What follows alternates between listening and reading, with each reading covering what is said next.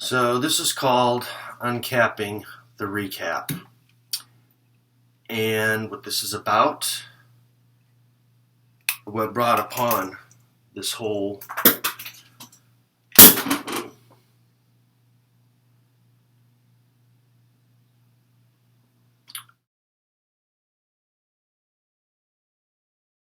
video.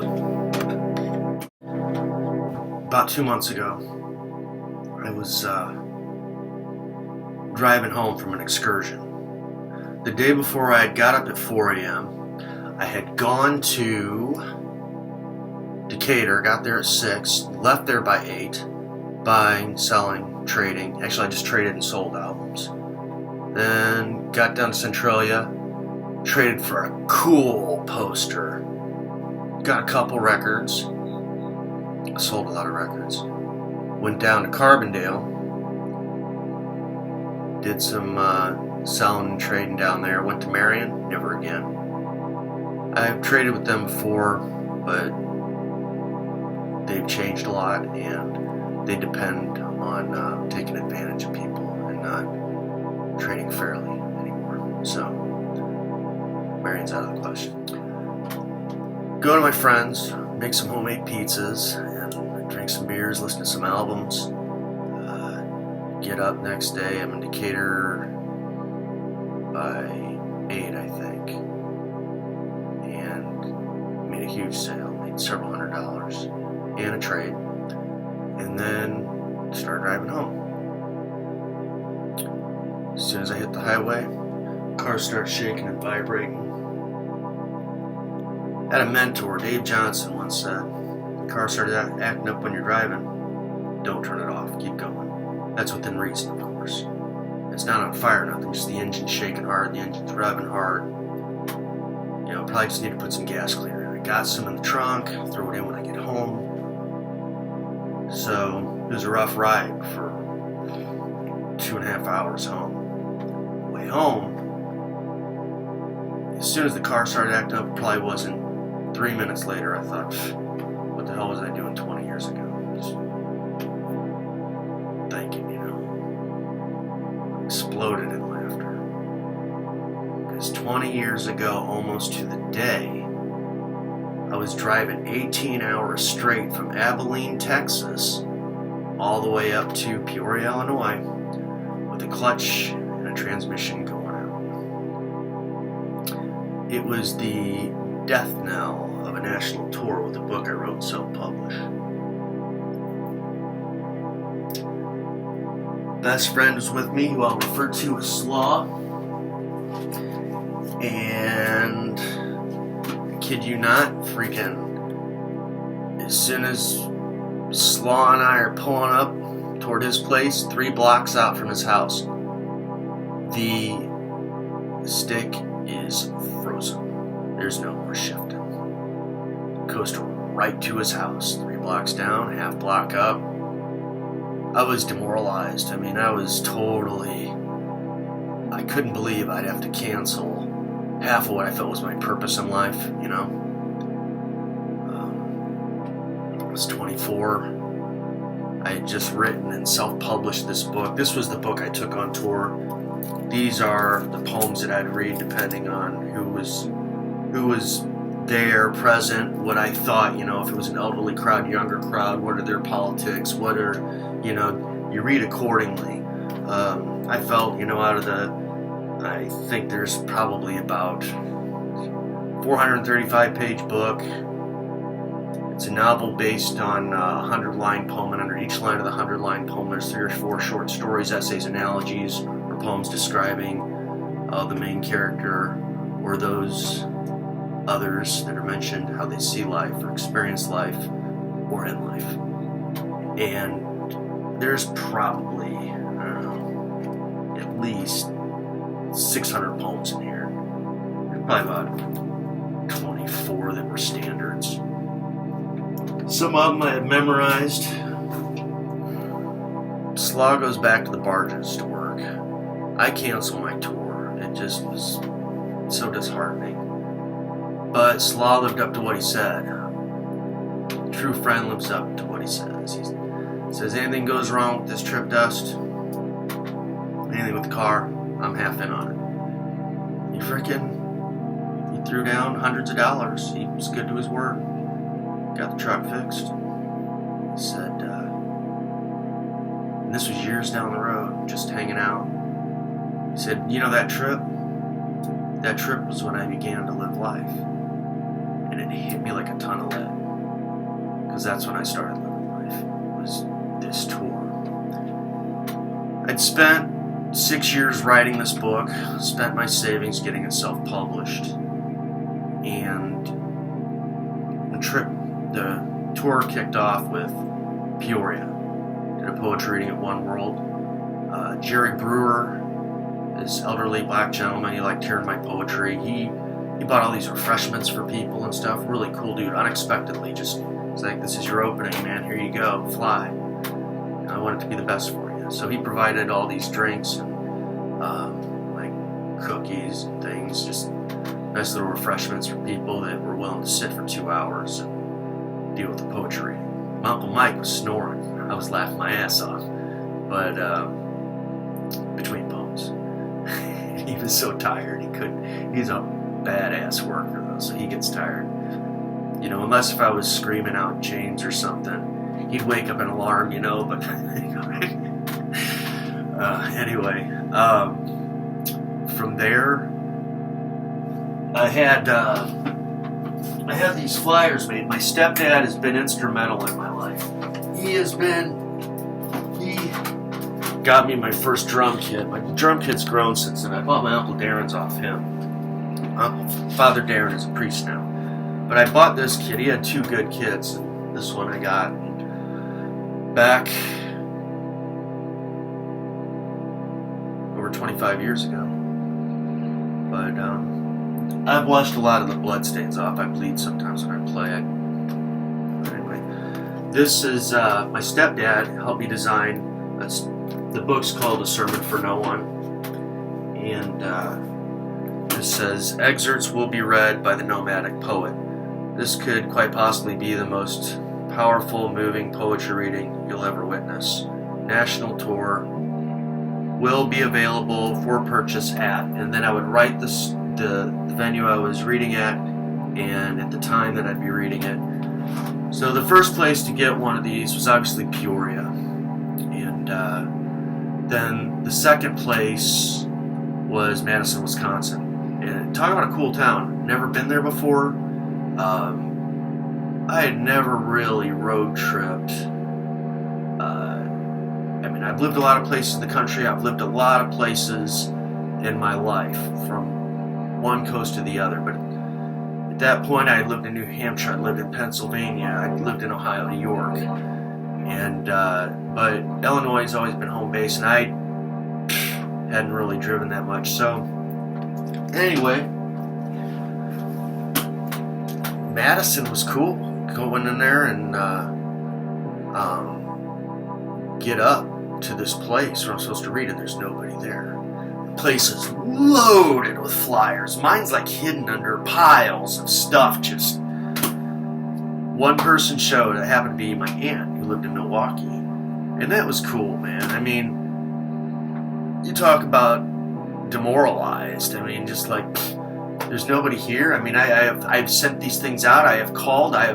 Nobody cared that I was there, and but my aunt did, and that was cool. So I read poetry to her. I think I made it kind of short. A lot of this stuff is documented to the T in my journals. I've documented the last 20-some years of my life pretty well with photography, and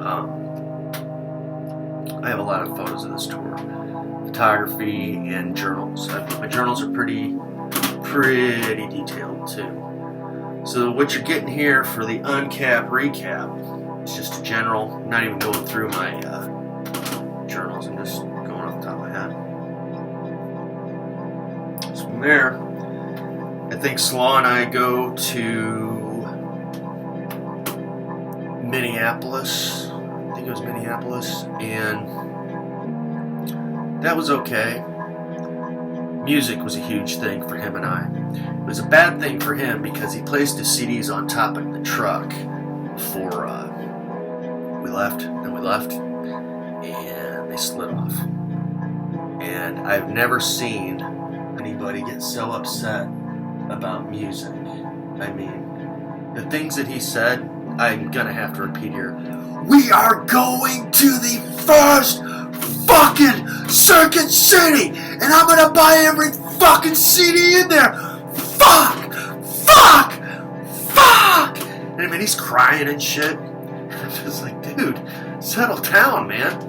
I got Blue Cheer and fuck that! I want the Grateful fucking Dead! I don't listen to the Dead.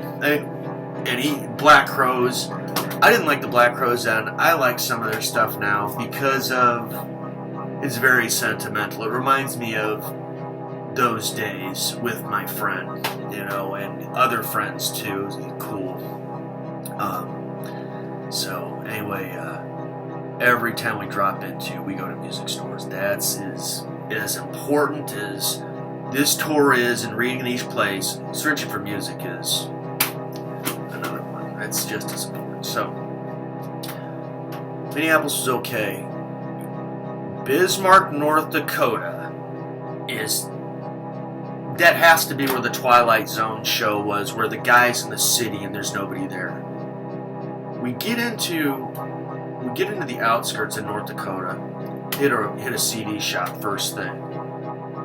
Now, when I say Twilight Zone, this is how Twilight Zone it is. I saw more Van Halen bootlegs on CD at this one place in North Dakota than every other place combined in the world. I mean, there was probably 8 Van Halen bootlegs. I'm talking when they were mammoth. Early Van Halen. I think 76 to probably like 82. And I didn't really have the money to be spending on CDs. And the best part of the Van Halen concerts is David Lee Roth's diatribe between the songs and irritating dudes because he's picking up the girlfriends, basically. It's kind of funny. It's not a cool thing to do, but it's funny to hear. You know, it's like the world's funniest joke. It's not cool to say it, but it's funny to hear it. You know, who's Moby Dick's father? Papa Boner! Whoa! Okay, so we stay in this music shop for a while, listening to different things, and then go into the city itself. And there's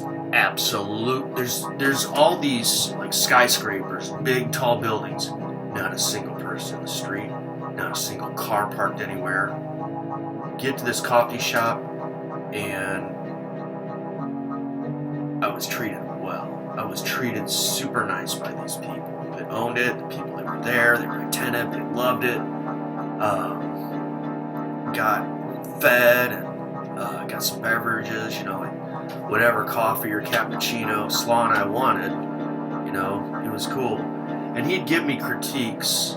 That's another good thing about having a sidekick. He gave me critiques on how I was doing, what I was doing, if I did the right last second decision right, or if I went too far with it or whatever. He was cool. So anyway, from there, I know we hit Cheyenne. Cheyenne was, got out to go to this coffee house. Parked on the street. Slaw says, I gotta change shirt, okay? Alright, cool. So he goes to the back of the truck. Uncle Mike and I, basically my Uncle Mike, I just kind of watch him and hand him things. He built this bed, this storage bed in the back of the truck. And all of Slaw and my belongings were underneath and had a bed on top. Cushion, you know, his sleep bag, my sleep bag, pillows, you know, all the stuff was underneath. So he's pulling out his shirt, putting it on. All of a sudden, a car drives by. Fuck you! And he's like, what the fuck? You know, I was walking in, and they said that, and I kind of laughed because that's like something stupid. My friends, well, Ellen and I did that on the back roads of Metamora back in 93, going to Old Settlers days, and then got chased down by the cops because Alan almost, the guy screamed that Alan almost hit his kid, and that wasn't true. But anyway, I could talk a lot about that. Anyway, so talking to the lady, I'm like, yeah, I think I'm supposed to read poetry. Dark atmosphere, nobody's there, and she's like, look, this isn't really a place where you want to be reading poetry. Those guys that screamed at you with these Mexican gangsters are all over the place, and they don't like people from the outside.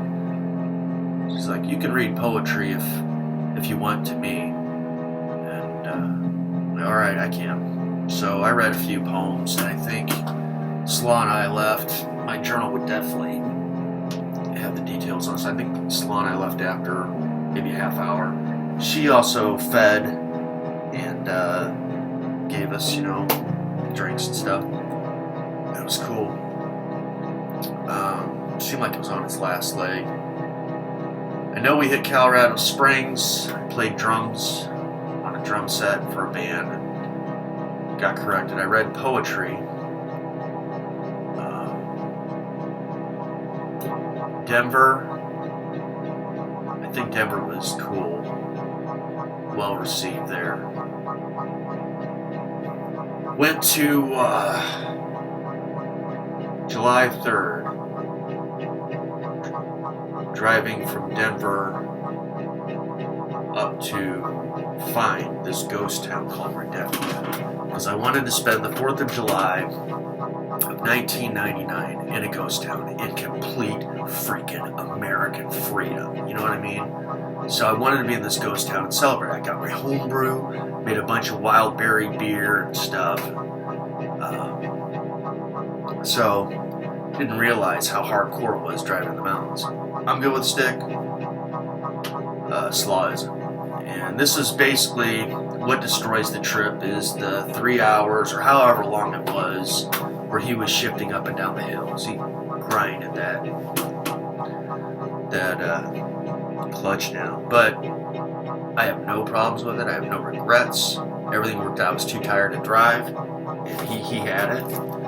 And we end up parking, not knowing where we're at. Get up in the morning, and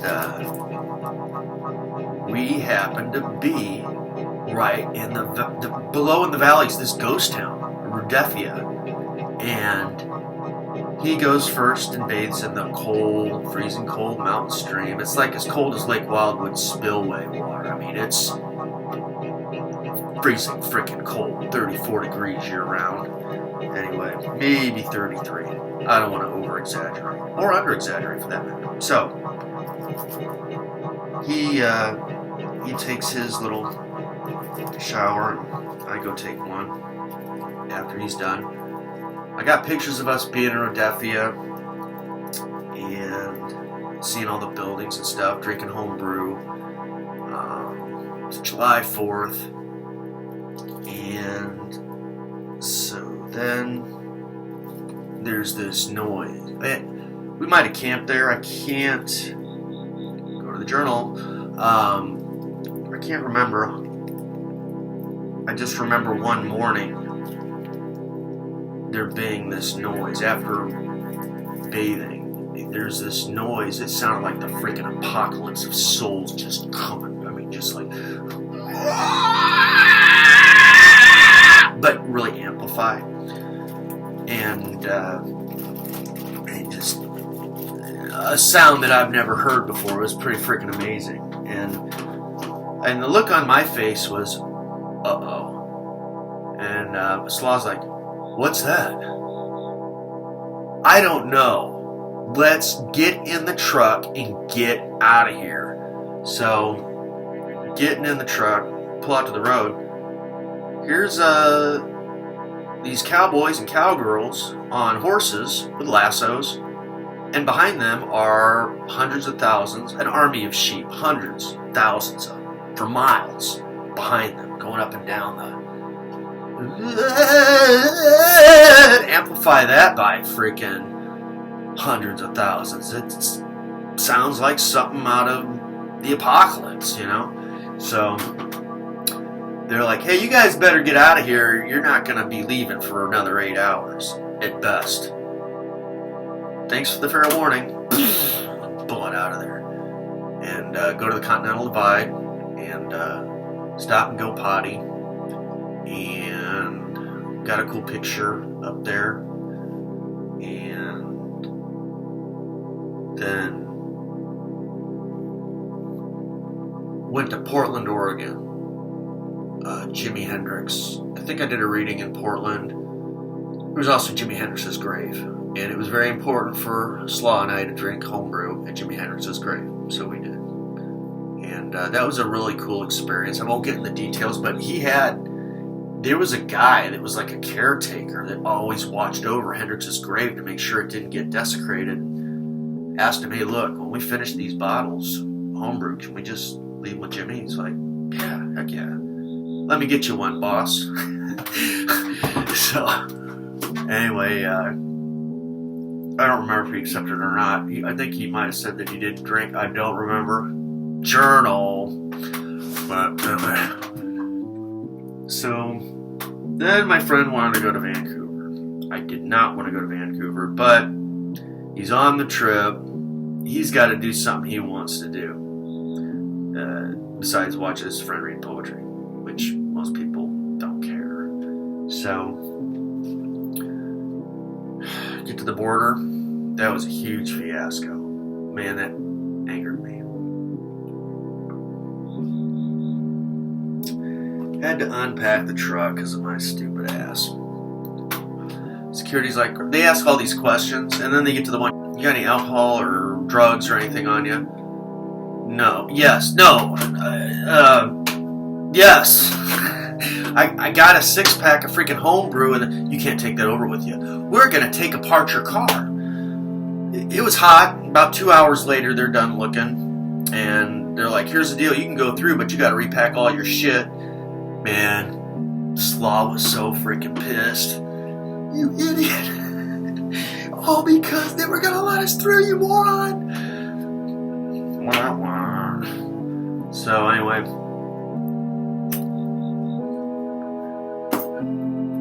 they kept the homebrew. Couldn't get it on the way back. Get to Vancouver. He gets to see all the things he wants to see and stuff, and then head back, go south.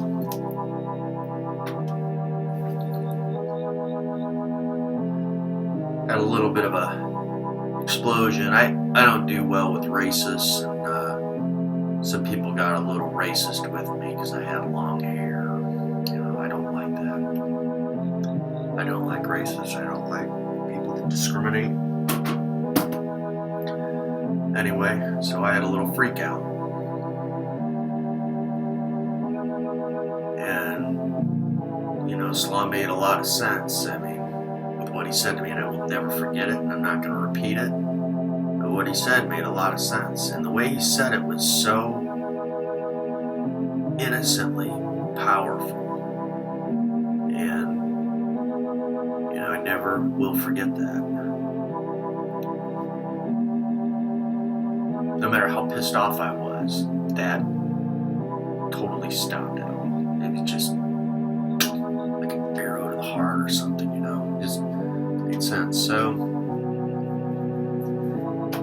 next is LA, Green Room. Tommy Clark, I read, got a $20-some tip.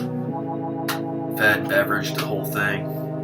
Hung out with Tommy and my sister. My sister cooked. She threw down a really nice spread. Tom took us to where the beginning of the MASH episodes filmed, that old TV show MASH, that landing place where the helicopter's going down. We went to that place. There's a big dam there, super cold water, big old blue crayfish in there and stuff. Went there and hung out, went swimming. Then off to Arizona. And one thing you don't want to experience in life is walking 3 miles to an auto place to get your battery replaced in 100-some degree heat. It's not fun because you're sweating the whole way, and and then you gotta walk back. It's not fun. Well, you can guess who that happened to. Slaw was pissed. I think I carried the battery, but he was pissed that he had to go. But anyway, so then we hung out with his sister and her husband, which was cool. Went to this place. It's in my photos. And it's a place where like some gold was hidden. A lot of people have died searching for it. They get killed and stuff. And there was a place there that had an ice cream. It was really, really, really super good. That cactus fruit. I'm forgetting what that cactus fruit's called. It tastes like a raspberry. It's so darn good. And they make ice cream from these cactus fruit. It's super good. And I think I read poetry in Arizona journal. And then by that point, we get to we take off and we get to the Texas border, almost like Texas-Mexican border. You know, one of those signs that says no gas for the next 100 and some miles was at that point. We're driving out in the middle of nowhere, and this storm comes rolling in, and the sky went from bright blue. Well, the city, there was a big black smog. Just dirty. And filled up in gas there. Nice blue sky, though. And then we get out in the country a little bit where there's nothing. And the sky just turns to a flood. Just inches and inches and inches of rain coming out of the sky. Like nothing I've ever driven through. It was really super intense. And it was pretty scary. Then, by the time we get to Abilene, transmission's going. That clutch is about done. So it's 18-hour shot I take on from Abilene to Peoria. Make it back. Some years later, Slaw was talking to somebody, and he's like, yeah, I was just telling somebody the other day that my life didn't begin until that tour. My life started then. And I thought, you know what? Mine did too. And I've kind of planned my life as an adventure, kind of from that adventure. It's just been kind of, some adventures are bigger than others, but I'm always trying to do something cool, or something, just something, to keep my brain going, keep my body going, keep these dreams going, always searching for something. And so that year,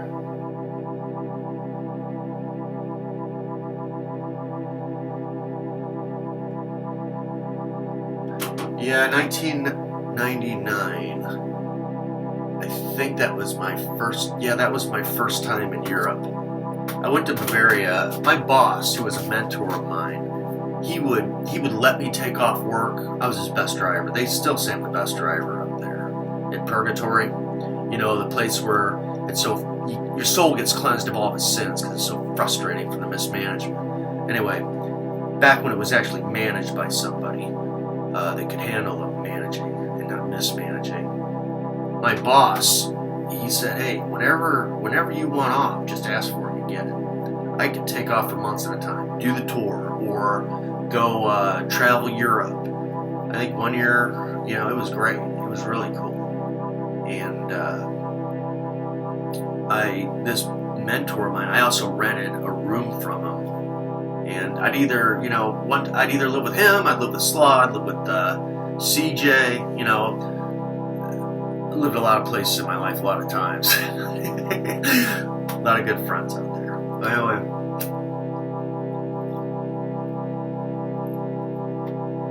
I went to Bavaria. I wrote a poem that I really liked. It was not the book. I've written a lot of poems since the book. And the book is... I don't think another book's ever been written like it, but that's kid's play compared to what I've worked on since then. I've got some pretty well thought out stuff since then. I mean, like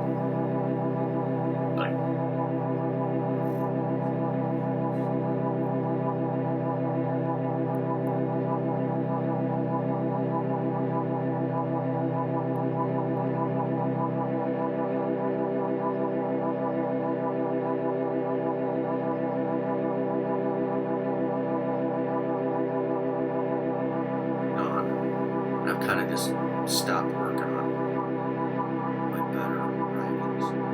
She said.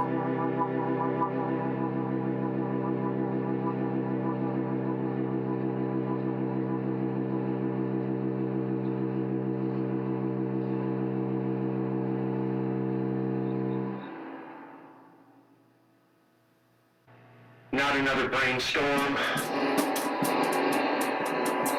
20 years ago, my German girlfriend and I were in the woods finding morel mushrooms. She had an immediate eye for them. I mean, as soon as she got out of the car, boom, she found them. And that was a real plus. And then when I went to visit her family in Germany, her dad took me pilz hunting. And we got tons of mushrooms, threw them in some pasta. It's so good. They have so many different varieties over there that are edible. I mean, there's a lot of edible ones here, but the main staples are good. But over there, And her dad was a police officer, and he had buddies that were more or less mycologists and stuff, so they could come over and identify him and stuff. And her dad and her mom and family were super cool to me. Really good people. Really nice. And so I got a lot of photos of that stuff. And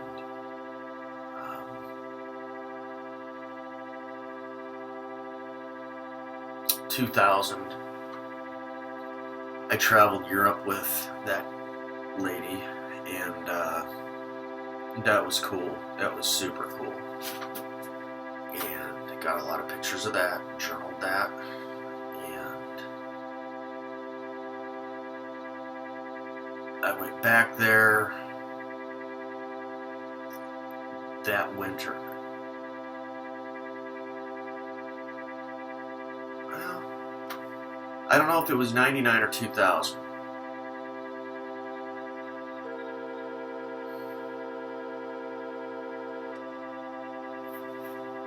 I got a photo of this. I think it was 99. Got to meet Blue Cheer in Nuremberg. Well, at least Paul Whaley and Dickie Peterson.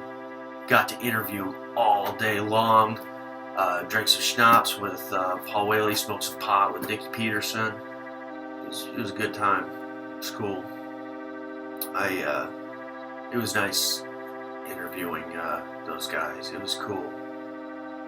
Rest in peace, both of them. So.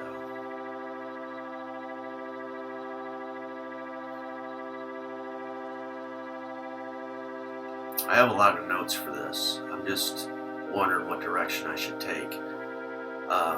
The woman, by 2000, I think it was probably 2000 when it was the Blue Cheer. I was leaving the airport and Stephanie said, "We're never going to be together again." And I had no idea. I had no idea it was coming. I had no idea. I knew she kind of had a boyfriend. We had ups and downs, and I don't think she was ever truthfully faithful. Don't know. I was infatuated with her beauty, her voice. She was cool to hang out with. We'd go on excursions, and she'd catch like baby beaver and things like that. She was really cool to hang around. But hey, if I wasn't the guy hanging around her, bet your ass it was some other guy probably. It shattered me. At the airport, I freaking just bawled like a baby. Bawled, standing there just alone, just crying, and she's just standing there. I'm like, what do you mean? Like, it's over. This is it. Man, it hurt me so bad. It hurt. My heart was broke. I was very pissed off. Wanted to die. So, get back, start working, and I started dehydrating stuff. Because January of 2001, February 2001, I'm on the Appalachian Trail. I figured, you know what? If I'm going to die, I'm going to die freezing to death like a mountain man. That's how I'm going to die. Because I don't want to live and hurting. I'm tired of it. So I started backpacking the Appalachian Trail. And I learned rather quickly from nearly freezing to death a few times that I didn't want to die. I actually learned how to live again. And I loved it. It was pure freaking freedom. It was awesome. The people you meet, you never think you'd meet people like you do on the Appalachian Trail. I've been on there twice. Every time my heart gets broke, that's where I go. And you meet some of the best people. You will never laugh as hard on certain things. And there are people that'll have the same interest as you. Mind you, there's some dicks out there that like to leave their trash and shit around. But those people and they're just out there to party. Those people, they fall to the wayside eventually. Nobody wants anything to do with litter bugs or people that just go out there to smoke pot and drink beer. It's not about that. This room is about drinking beer and making sounds. More making sounds than drinking beer. But anyway. So, Appalachian Trail is cool. I left halfway through because I had a grandparent that was dying and I wanted to have last words, and took my grandpa down where he grew up and interviewed him, and he showed me all these things and told me a bunch of stuff in Peoria history that is not in any of the books. Super cool. And then he passed on and I went back on the trail. But I started up north. I started where I left off. But the weirdo, there's a guy named that owns a place called Rusty's Hard Time Hollow. The guy is weird. And super weird. Freaking weirdo, man. The dude said some real strange things. And he had all these weird pictures and stuff of twisted dude. Anyway, so I guess he started getting a little freaking weird with me. I'm like, nah, man, you got the wrong dude, wrong backpacker, sorry. Like, you got your eye on the apple, I got my eye on the cherry. Yeah, time for me to exit, leaving this place. So I immediately hiked like 40 miles non-stop straight. I think I cleared the Devil's Race course in that 40 miles. And I got to a place where I could get a bus and take it to Maine. So I go up to Maine and I get up to, start up at Katahdin. I did that at night. It was cool. I had a harvester moon and I hiked up that. You're not supposed to do it at night, but I did it anyway. I've only been there once, right? At least that's what I thought at the time. So I do that at night, get up there by sunrise to Thoreau Springs, and then get to the top. And then take some photos, go down, and I'd say probably 40 miles in the 100-mile wilderness. I was talking to somebody, and then I hear someone go, "Dust, is that you? Lumberjack?" Yeah! I mean, it was like all these people that I had started out with the first, 2-3 months through this brutal freaking cold. We just had a freaking reunion, and it was awesome. They were all spent. It was getting dark. I'm a night hiker. I can go on 2 hours sleep, just drop on the ground. It's 2 hours sleep and just keep going. I like night hiking. You don't spend any energy talking to anybody. Just go, go, go, go, And it's fun. Anyway, so the sun's kind of maybe 2 hours left of sunlight, and I see hot sauce and non-existent and freaking lumberjack. All these people that I journaled about, took photos. We all grew together. This is like the best growing experience anybody could have. If you feel lost in life, hit the Appalachian Trail. I mean, it will change everything for you in a very positive way.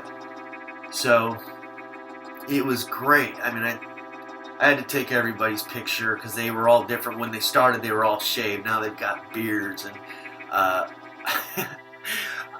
there's these trail journals up and down, in each of the shelters along the trail. And it wasn't probably 20 miles past that. I read Hot Sauce put, I wonder what big fat Daddy Dust is doing right now. And I just passed him like the day before, And I just thought that was funny, because she was thinking about me. She was cool. And no, never had any relations with anybody out there. I was just big fat Daddy Dust. Anyway, so probably still am. But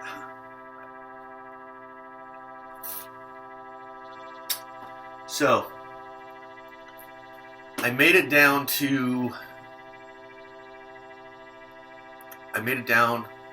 all the way down to Delaware Water Gap. And, in Vermont, 9/11 had happened.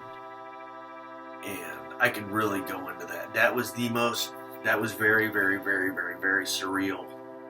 I went into this, out in the middle of nowhere, there's just this little place. It's a restaurant, like a little tiny greasy spoon, side of this road. I go in there and I order some food.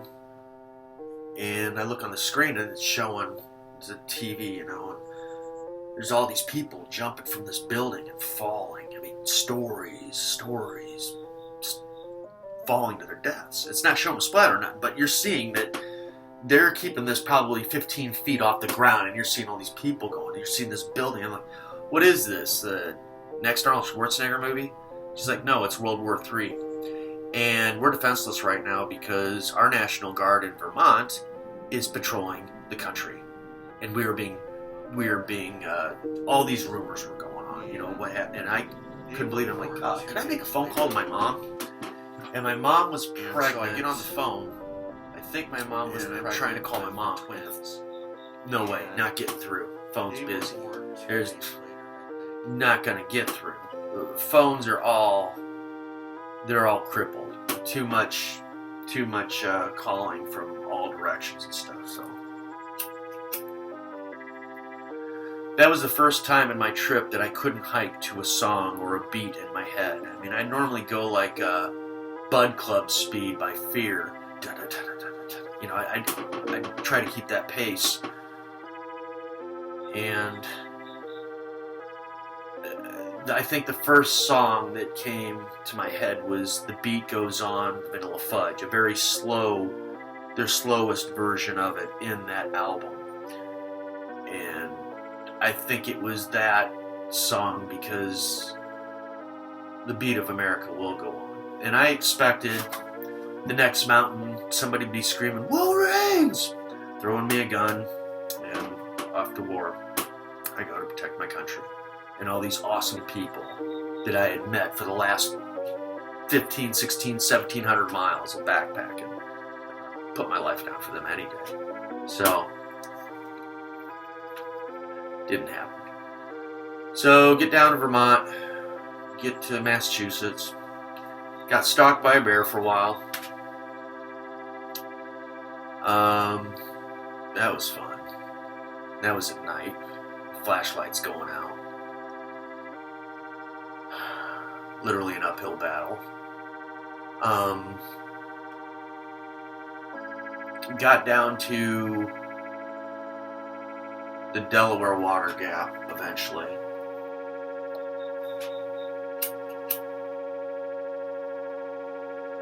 A little bit into Pennsylvania. And my journals are good. I mean, I journal every day and very detailed on this excursion. And finally, my body had had enough. It was wore down. It was done. So, I came back after 1,800 miles. I took a train back. Got in a big argument with